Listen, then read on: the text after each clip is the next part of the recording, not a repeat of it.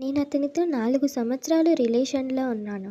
అతను నా best friend, నా ఫ్యూచర్ హస్బెండ్, నా ప్రపంచం. మేమిద్దరం ఎప్పుడూ ఫిజికల్‌గా దగ్గరగా ఉండేవాళ్ళం కాదు. అతను ఒక సిటీ, నేను ఇంకొక సిటీ. కానీ ప్రతిరోజు మాట్లాడుకునేవాళ్ళం. ఒకరు లేకపోతే ఇంకొకరు ఇన్‌కంప్లీట్‌గా ఫీల్ అయ్యేవాళ్ళం. మెల్లమెల్లగా జాబ్ ప్రెషర్ వల్ల నన్ను దూరం పెడుతున్నాడనే అనుమానం నాకు కలిగింది. వర్క్ స్ట్రెస్ ఉంటుందేమో అని అనుకున్నాను.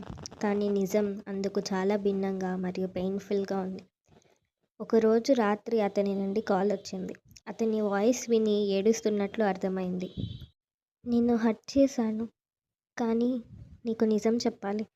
నేను నీకు లాయల్‌గా ఉండలేకపోయాను అన్నాడు. నా చేతులు గట్టిపడిపోయాయి. శ్వాస ఆగినంత పనైంది.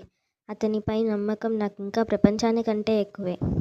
అతను చెప్పాడు తన అపార్ట్మెంట్లో ఉన్న ఒక అమ్మాయితో చాలా టైం దగ్గరగా ఉండేవాడినని. ఒకరోజు ఆ క్లోజ్‌నెస్ వల్లే తెలియకుండా మిస్టేక్ అయిందని.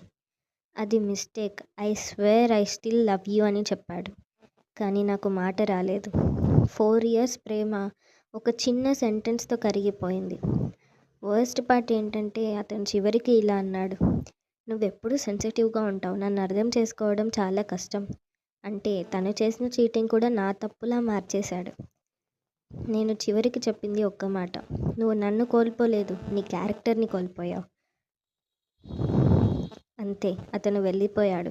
కొందరు మనుషులు మన జీవితంలోకి ఎందుకొస్తారంటే మనకు ప్రేమని పంచడానికి కాదు, మనకు జీవిత విలువలు నేర్పించడానికి.